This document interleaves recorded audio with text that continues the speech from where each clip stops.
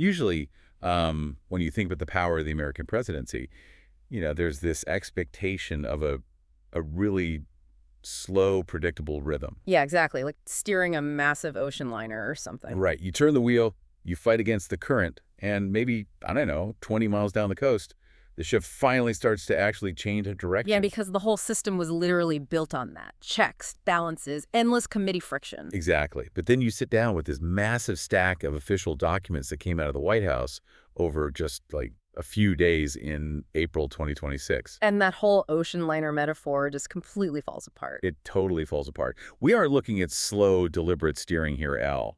We are looking at a speedboat that is actively jumping the wake. The sheer velocity of it is, well, it's honestly staggering. It is. We are seeing the deployment of presidential authority in ways that just bypass traditional legislative friction entirely. And if you're listening to this, trying to figure out how these moves actually impact your life, your wallet, or your environment, you really have to look under the hood of the official rhetoric. Which is exactly our mission today.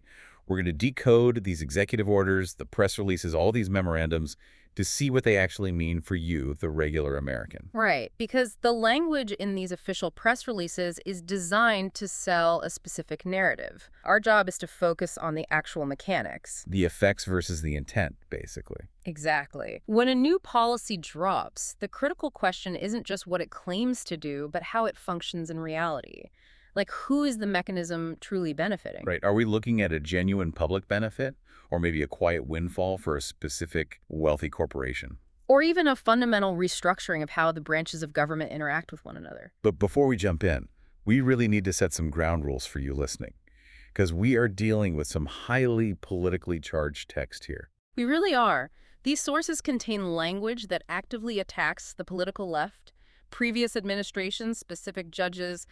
It's very heavy. And we want to be crystal clear. We are absolutely not taking a side here. Not at all. We aren't endorsing these partisan viewpoints, and we aren't condemning them. Right. Our job is just to impartially report what is actually written in the text. Yeah.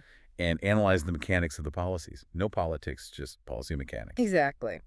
So with that said, let's jump right into the juxtaposition of what this administration is doing, because the whiplash is just fascinating. Oh, it really is. Because on the exact same day in April, we saw administration aggressively greenlighting the use of psychedelic drugs for mental health. Which is huge. Huge. But then, simultaneously, they are invoking Cold War-era defense laws to mandate the domestic purchase of coal. It is a remarkable split screen of policy, to say the least. Let's start with the psychedelics, though, because this touches on an incredibly intimate aspect of American life, which is healthcare, mental illness, and personal dignity. Yeah, on April 18th, an executive order titled Accelerating Medical Treatments for Serious Mental Illness was signed. And it essentially sets the federal government on a direct collision course with its own drug scheduling laws. Right, so the primary focus of this order is the acceleration of access to psychedelics, specifically compounds like ibogaine and psilocybin. For medical use, specifically. Yeah. Right, the administration is targeting this toward patients with serious mental illness, or SMI, and they're explicitly framing it as an emergency intervention for veterans' suicide prevention. Let's break down the mechanics of this, because for decades, these substances have been locked up in Schedule 1 of the Controlled Substances Act. The strictest category there is. Exactly. It literally means the federal government recognizes zero accepted medical use and a high potential for abuse. So how does an executive order suddenly pry that door open? Yeah, how does that work mechanically? It does it by pulling 4 very specific regulatory levers all at the exact same time. First, it directs the FDA to issue what are called Commissioner's National Priority Vouchers. Okay, to whom? To psychedelic drugs that have already secured a breakthrough therapy designation. Wait, let's pause on that, because those vouchers, that's a huge deal in the pharmaceutical world, right? Yeah. Explain how those actually work. They are massive. A priority review voucher essentially guarantees that the FDA will review your new drug application in 6 months rather than the standard 10 months. Which saves a ton of time, obviously. It does, but the real secret of these vouchers is that they are entirely transferable. Wait, transferable? Like they can sell them? Yes. A small biotech company developing a psychedelic therapy can be awarded this voucher, and if they don't need it, they can sell it to a massive pharmaceutical giant like Pfizer or Merck. For how much? Usually upwards of $100 million. Oh, wow.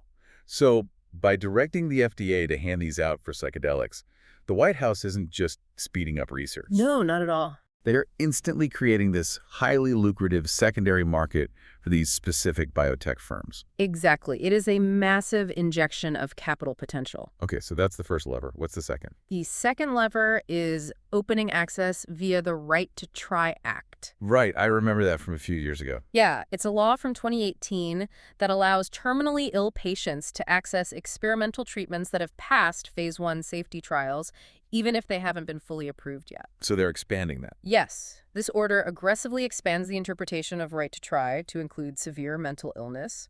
It allows patients to bypass the agonizing wait of phase 3 trials. Wow. And the third and fourth levers. Third is direct funding. The order mandates that the Department of Health and Human Services, specifically through RRPH, Which is like the Advanced Research Projects Agency for Health. right, it's basically the medical version of DARPA. The order tells them to allocate $50 million to partner with state-level psychedelic programs. Any specific states mentioned? Yeah, they specifically single out a research consortium that was launched in Texas back in 2025. Okay, and the fourth lever. Finally, the fourth lever is probably the most aggressive. It directs the Department of Justice and the DEA to initiate a fast-track rescheduling of these Schedule I substances the second they successfully complete phase 3 clinical trials. The second they complete it. That's incredibly fast. It bypasses years of typical bureaucratic delays. Okay, so the intent stated in the text is undeniably serious. I mean, they are explicitly aiming to lower veteran suicide rates. Which the document notes sit at over 6,000 per year. It's a tragedy. Right. The human dignity aspect here is profound. You have, what, 14 million American adults with a serious mental illness? Something like that, yes. And standard SSRIs, or traditional talk therapy, simply do not work for a large percentage of them. The clinical data emerging around psilocybin for treatment-resistant depression and ibogaine for severe trauma and addiction is incredibly compelling. And if you look at the quotes included in the press release from veterans like retired Navy SEAL Marcus Luttrell, who says ibogaine absolutely changed his life, you see the real-world effect. The administration is using executive power to blast through the bureaucratic red tape that has historically stymied this exact research. It could offer life-saving treatments to people who have exhausted every other option. But looking closely at the text of the order, there is a really fascinating rhetorical maneuver in there. Oh, the part about the suicide rates. Yeah, the document claims that suicide rates dropped between 2018 and 2020, but then rebounded upwards due to, and I'm quoting here, the Biden administration's prolonged shutdown. Right. That is a very specific framing of a deeply complex public health trend. It feels like a massive oversimplification. It is. Epidemiologists look at suicide rates as a web of socioeconomic pressures, isolation, access to firearms, and mental health resources. So assigning direct partisan blame for national suicide statistics to a specific administration's pandemic policies. It's a political calculation. It takes a tragedy that transcends politics and molds it into a partisan attack embedded within a formal federal directive. And while the human impact is the stated goal, we also have to look at who is waiting at the finish line of this fast-track process, right? The business side of it. Exactly. The press releases accompanying this order feature a parade of pharmaceutical CEOs giving glowing quotes. You have the heads of Compass Pathways, Definium Therapeutics, Beyond, and Helus Pharma all celebrating this move. Right. Kabir Nath, the CEO of Compass Pathways, specifically highlights their phase 3 trials with synthetic psilocybin. And Tom Fiegel from Beyond talks about building the infrastructure for these approaches. So if we look at the effect of this policy on the private market, this isn't just a win for public health. It is an absolute windfall for these specific private companies. Completely. Their biggest obstacle to profitability has always been the DEA and the agonizingly slow FDA approval process. It's like building a high-speed bypass lane directly to the pharmacy. That's exactly what it is. This executive order basically builds that private bypass lane from their research labs to the pharmacy checkout and hands them priority vouchers they can leverage for millions of dollars in the process. It just completely de-risks their business model. But, it also highlights this glaring contradiction in the administration's broader posture on drug enforcement. The tension there is fascinating. Right. Because, wait, isn't there a contradiction here? How do they reconcile this? What do you mean? Well, on one hand, you have the White House actively using right to try to push unapproved, highly potent psychedelics into the medical market. True. But if you look at their other law enforcement memos, They are pushing for maximum draconian penalties for street drugs. Ah, yes. Both psilocybin and heroin are currently on the exact same Schedule I list. Yeah. How does the federal government distinguish between a medical psychedelic and an illegal narcotic when both are Schedule 1? How do they justify treating one as a venture-backed medical miracle and the other as a reason for a mandatory minimum prison sentence? Well, the distinction they're drawing isn't pharmacological. It's purely bureaucratic and socioeconomic. What do you mean by socioeconomic? Well, if a compound is synthesized in a lab by Definium Therapeutics, backed by Wall Street capital, and administered in a licensed Texas clinic. It's framed as a triumph of American medical innovation. Precisely. But if a chemically similar compound is sold on a street corner without a prescription, it remains a heavily criminalized narcotic. So this policy doesn't actually end the war on drugs. No, it simply grants a highly lucrative, heavily capitalized exemption for a specific class of corporate medicine. It's the ultimate corporatization of the counterculture. You have Silicon Valley investors profiting off the same substances that regular people have been going to federal prison for over the last 50 years. It really is, and that tension is going to be fascinating to watch as these drugs actually hit the markets. Sticking with healthcare, though, the administration didn't just target experimental treatments. They also went after the basic, everyday economics of the pharmacy counter. Right. Shifting gears to the cost of everyday life-saving medications. Yeah, a massive fact sheet dropped on April 23rd detailing a new deal with Regeneron. This is a major component of the administration's most favored nation pricing initiative. You'll often see it abbreviated as MFN. And they announced this Regeneron deal as the 17th agreement of its kind, right? Yes. Let's look at the actual deliverables here because they are highly tangible for the listener. The document announces that a cholesterol drug called Praluent will drop from $537 down to $225. But only when a patient buys it through a new government portal called TrumperX, right? Right. And on top of that, a brand new gene therapy for genetic deafness, called otarmeni, will be provided to U.S. patients at absolutely no cost. And in exchange, Regeneron commits to investing $27 billion in U.S. manufacturing over the next few years. Let's talk about the effect on regular Americans first.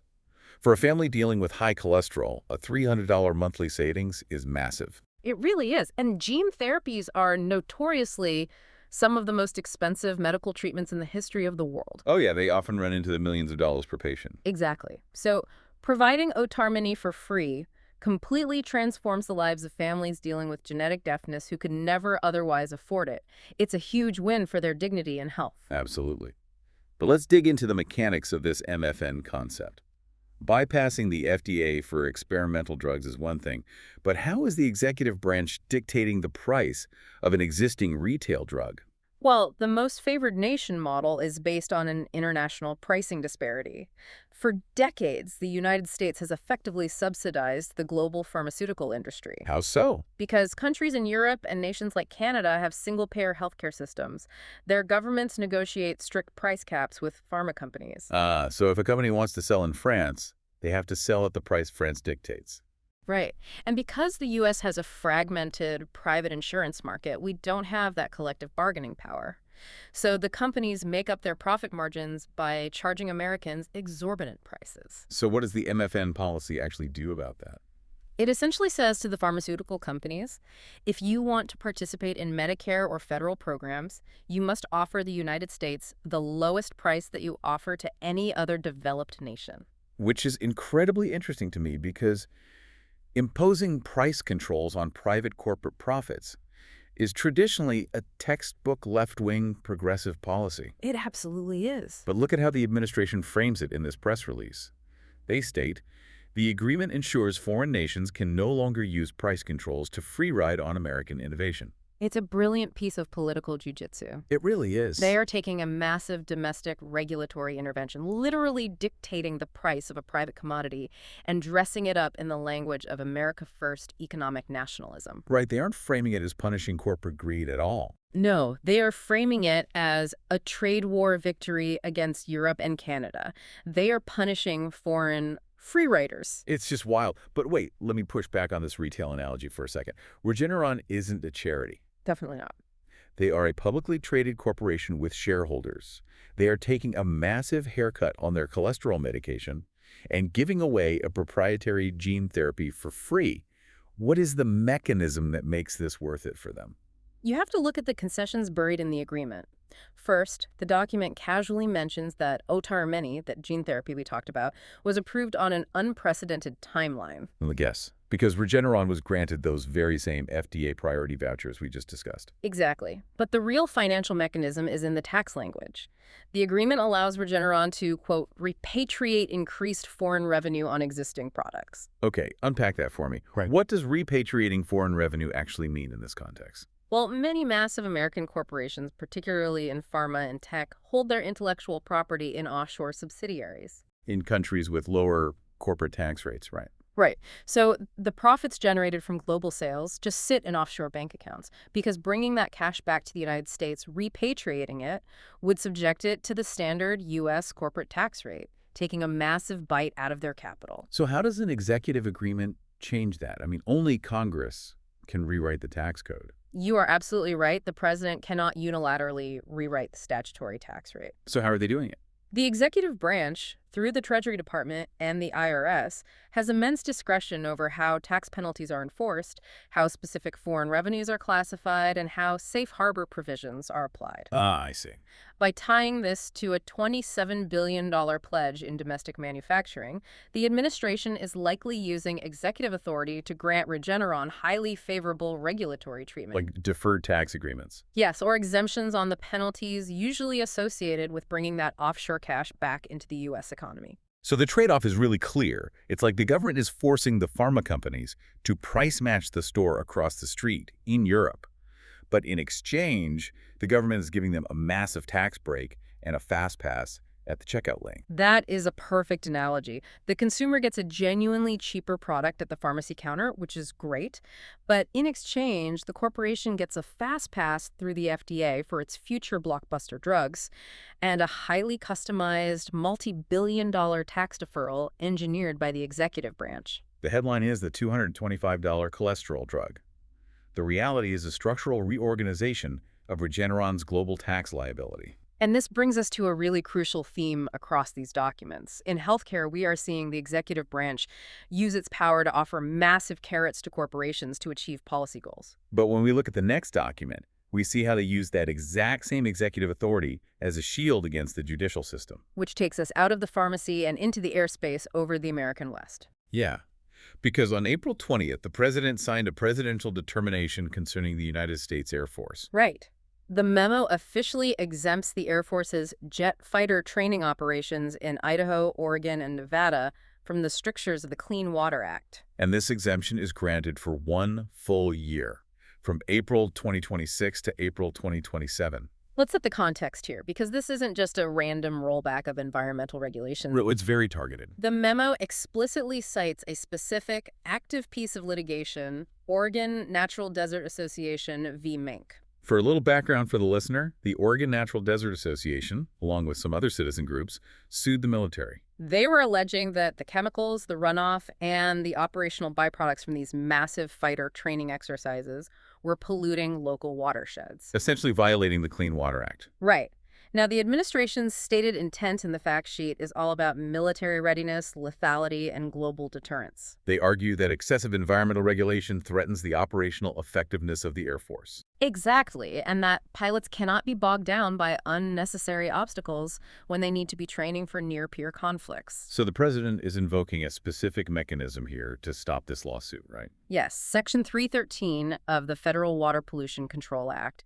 This section does allow the president to exempt federal facilities from compliance if it is determined to be in the paramount interest of the United States. But the effect on regular Americans, the citizens living in Idaho, Oregon, and Nevada, is immediate. It actively hurts those local communities. Right. Their local water systems, their environment, and the safeguards meant to protect them are suddenly just suspended. And the separation of powers issue here is glaring. It's highly legally questionable. It feels wildly unconstitutional. I mean, if you live in Oregon and you sue the federal government because you believe they're breaking a federal law, you expect a federal judge to hear the case and make a ruling. You expect the Article 3 judicial process to play out. Exactly. Yeah. But here, the Article 2 executive branch just steps in mid-lawsuit, issues a memo, and says, actually, the law no longer applies to us for the next 12 months. case dismissed. It completely moots the lawsuit. If the military can just be granted an exemption the second they get sued by a local community over clean water, do environmental laws actually apply to the federal government at all?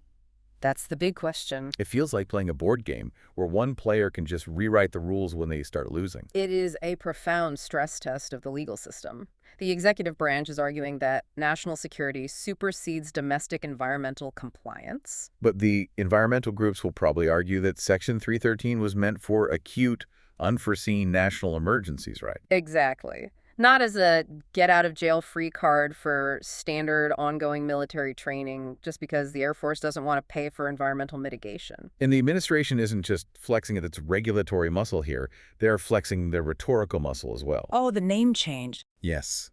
The fact sheet casually notes that the administration has restored the historic name Department of War as a secondary title for the Department of Defense. Which is incredibly revealing about their mindset. It really is. I mean, the United States hasn't had a Department of War since 1947, when it was reorganized under the National Security Act. Changing the stationery doesn't give the military any new planes or a bigger budget. It is purely symbolic. But it sends a psychological message.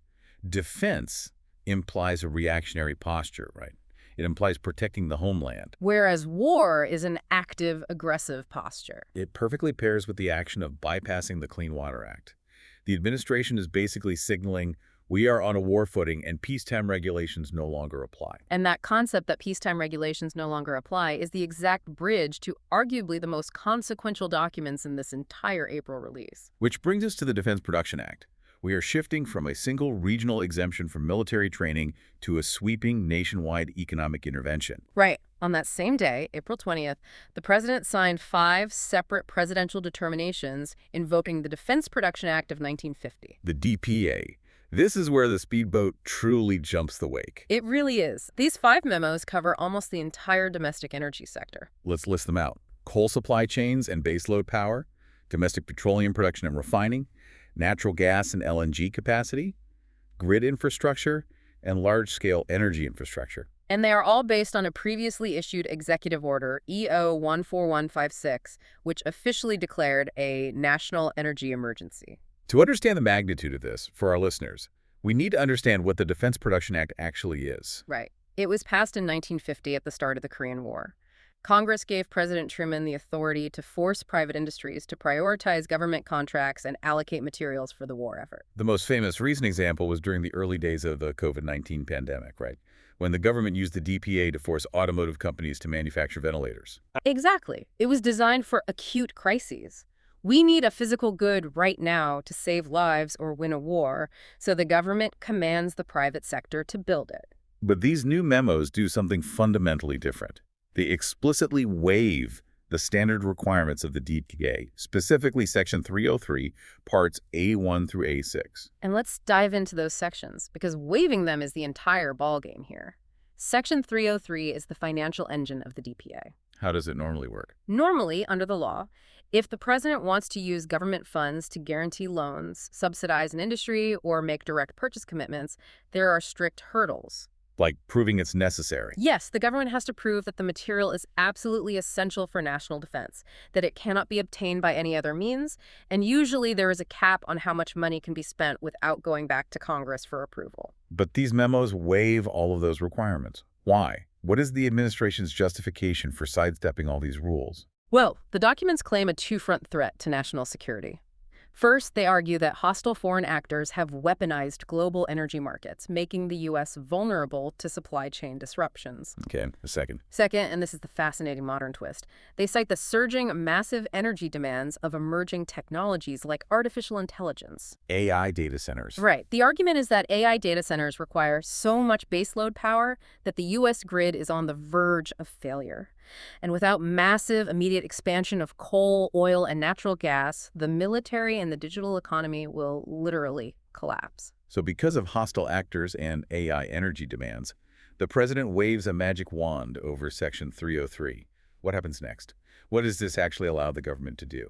By waiving those restrictions, the president is authorizing the federal government to make immediate purchases, guarantee loans, and provide direct financial support to coal mining, oil refining, and natural gas companies. But wait, why do these massive multi-billion-dollar energy companies need government support?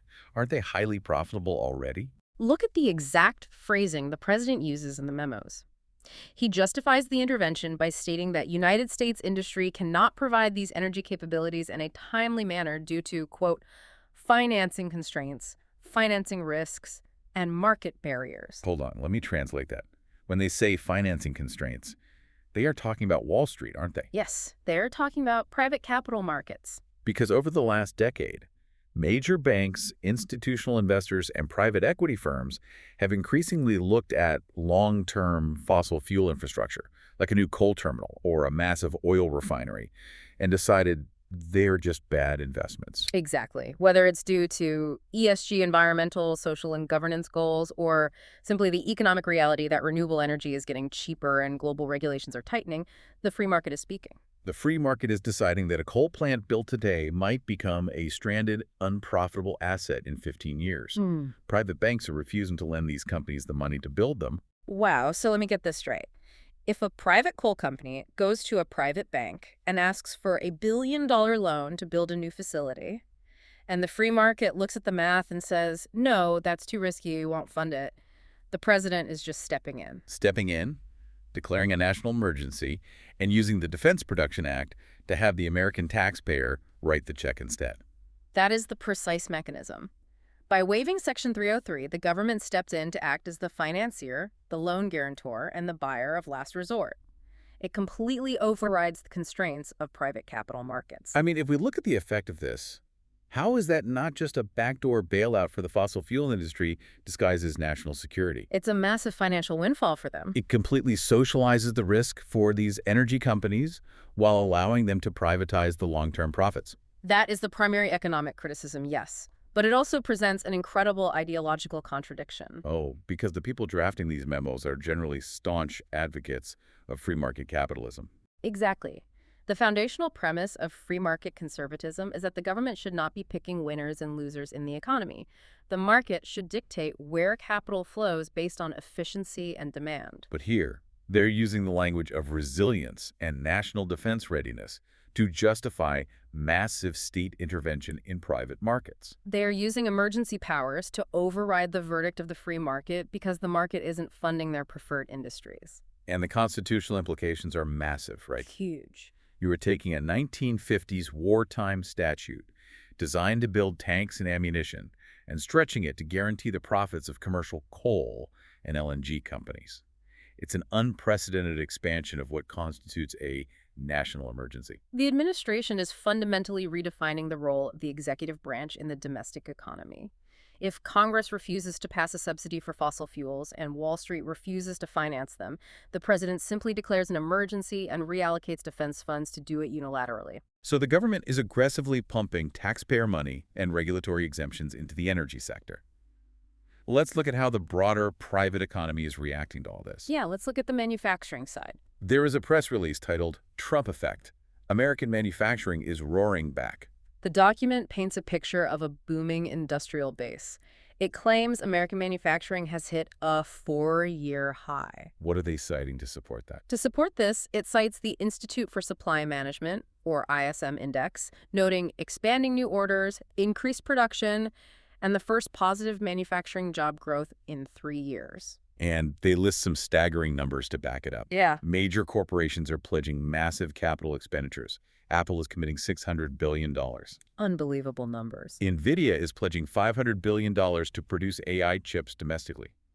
Johnson & Johnson is investing $55 billion. Stellantis is committing $13 billion.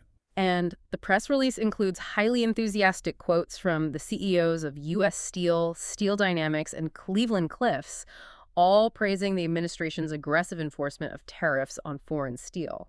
If we evaluate the real-world effect, these numbers are highly positive for regular Americans, right? Yeah. Hundreds of billions of dollars in domestic investment absolutely translates to job creation, infrastructure development, and economic momentum in communities across the country. Absolutely. It's undeniably good for the workers. Yeah. But the narrative spun around these numbers requires serious scrutiny. Because it's a bit misleading. Well, the press release explicitly attributes all of this momentum to, quote, President Trump's strong leadership and aggressive tariff enforcement, and aggressively contrasts it with a Biden-era slowdown. This is where we really have to separate macroeconomic trends from executive policy.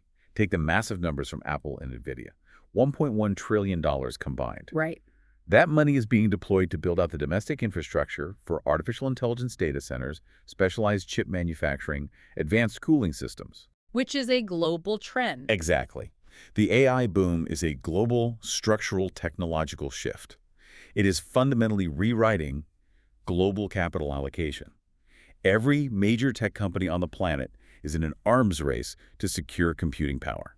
NVIDIA isn't investing $500 billion because of a specific steel tariff or a White House memo. No, they're investing it because their survival in the next decade of global computing requires it. But the wording of the press release intentionally conflates these two things. It takes a massive, pre-existing market tectonic shift, the AI revolution, and claims it is the direct result of the president's personal policy leverage. It's crafting a narrative of the greatest reshoring wave in history by taking credit for investments that the tech industry was going to make, regardless of who is sitting in the Oval Office. Exactly. My favorite way to think about this is a surfer on a beach. Okay, I like this. The surfer paddles out, catches a massive 40-foot wave, and rides it perfectly all the way to the shore. The crowd goes wild, the surfer looks great, but it would be absurd for the surfer to hold a press conference and claim that their presence in the water created the wave. The ocean created the wave. And the administration is riding a massive macroeconomic swell. And skillfully pointing to the scoreboard. But they didn't generate the underlying technological tie. Now, to be fair, the CEOs of the steel companies, U.S. Steel, Cleveland-Cliffs, their praise is directly linked to policy. Right, the tariffs. Aggressive tariffs actively protect their domestic market share from cheaper imported foreign steel. So for that specific sector, the executive action is the primary driver of their optimism. But blending those targeted tariff wins with trillion-dollar AI investments creates a highly inflated picture of executive economic control. It really does. It's very symbolic. Okay, so we spent a lot of time analyzing heavily vetted, legally dense documents drafted by lawyers and policy advisors. But to really understand the posture of the executive branch, you have to look at how the president communicates unscripted. Unscripted settings reveal so much more. They do. And on April 21st, a summary of an exclusive interview with CNBC's Squawk Box was released. This interview is crucial because it pulls back the curtain on the raw ideology driving all these formal actions. It covers a staggering amount of ground. Let's start with foreign policy. He discusses Iran, calling their leadership bloodthirsty. He explicitly states that he expects to be bombing them if negotiations fail, because that's a better attitude to go in with. Wow. He also casually dismisses our oldest military alliance, calling NATO a paper tiger and asserting that the U.S. will never need them. And domestically, he wades right into the culture wars. He was asked about the current state of college sports, and he blames a single, quote, liberal-leaning Democrat judge for destroying 150 years of college sports tradition by allowing name, image, and likeness, or NIL compensation for student athletes. Okay, let me jump in on that NIL comment because the historical revisionism there is wild. It really is misleading. Blaming a single judge for the end of the amateurism model in college sports entirely ignores over a decade of brutal, systemic labor rights litigation. Yeah, you had cases like NCAA v. Alston going all the way to the Supreme Court. Right, where conservative and liberal justices alike unanimously agreed that the NCAA was violating antitrust laws by restricting athlete compensation. State legislatures across the country, both red and blue, passed laws forcing the issue. It was a massive cultural reckoning about generating billions of dollars in television revenue off the uncompensated labor of young athletes. Exactly. Pinning that systemic labor shift on one liberal judge is just pure political scapegoating.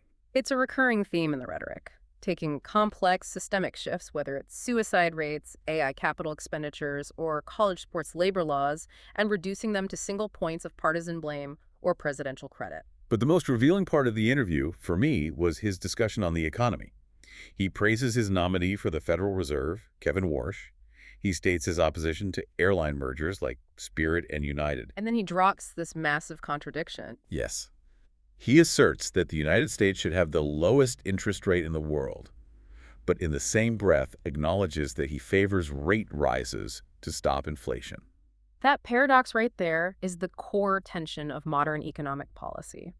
The president is trying to verbally satisfy two entirely different constituencies: Break that down for us. Who benefits from the lowest interest rates in the world?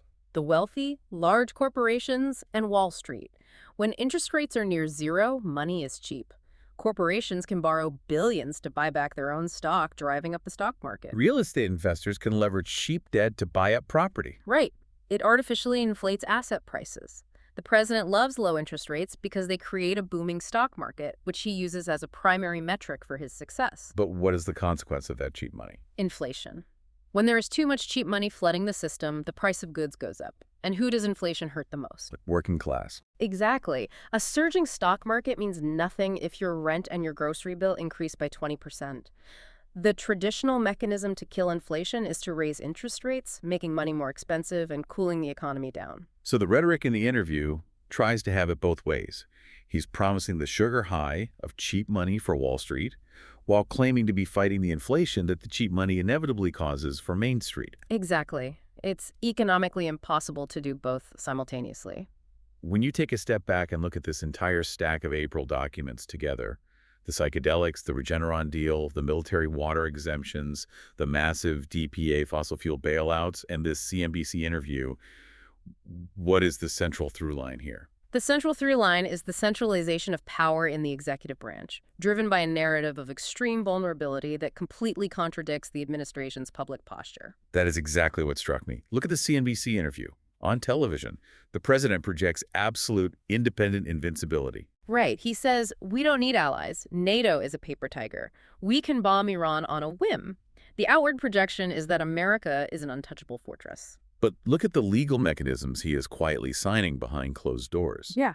The president says we don't need NATO, yet earlier in the documents, he invoked the Defense Production Act because hostile foreign actors are threatening our grid. It seems like the administration wants to project absolute independent invincibility on television, but is quietly using emergency war powers at home because they feel incredibly vulnerable. Right. We are supposedly invincible on the global stage, yet so fragile domestically that we have to suspend the free market and bail out coal companies just to keep the lights on. And that leads to the ultimate question of precedent.